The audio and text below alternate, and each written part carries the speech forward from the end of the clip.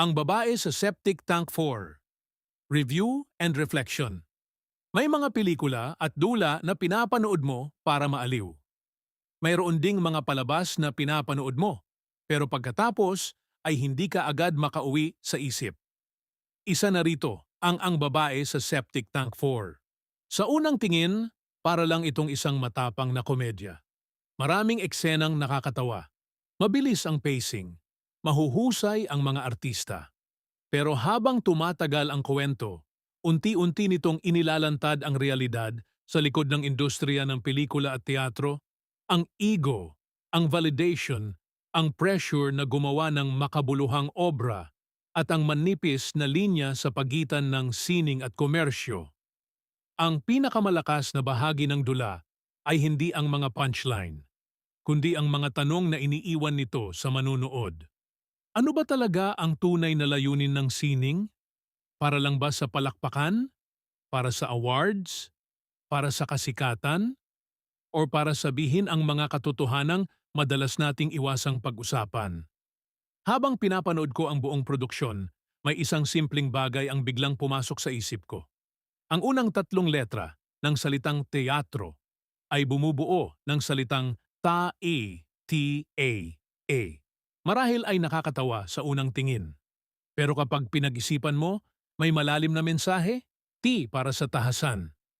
Ang teatro ay hindi natatakot magsabi ng katotohanan.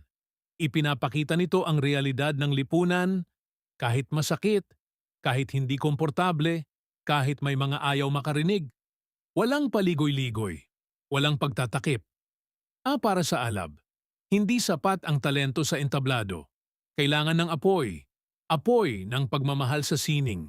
Apoy ng paninindigan. Apoy na nagtutulak sa isang artista na ibigay ang buong sarili sa bawat eksena, kahit walang kasiguruhan ng palakpakan. Para sa ehemplo, ang tunay na teatro ay hindi lang nagbibigay ng aliw. Nagbibigay ito ng aral.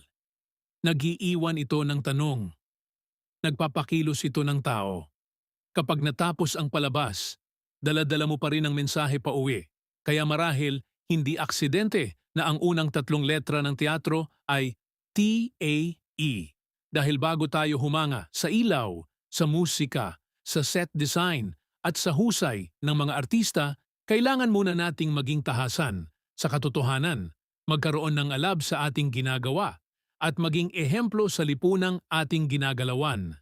At iyon ang iniuwi ko mula sa ang babae, sa Septic Tank 4. Hindi lang isang magandang palabas, kundi isang paalala na ang pinakamahusay na sining ay hindi iyong pinakamalakas, ang palakpakan. Ang pinakamahusay na sining ay iyong may lakas ng loob na magsabi ng katotohanan. May apoy na magbigay ng pag-asa at may kakayahang baguhin ang pagtingin ng tao sa mundo.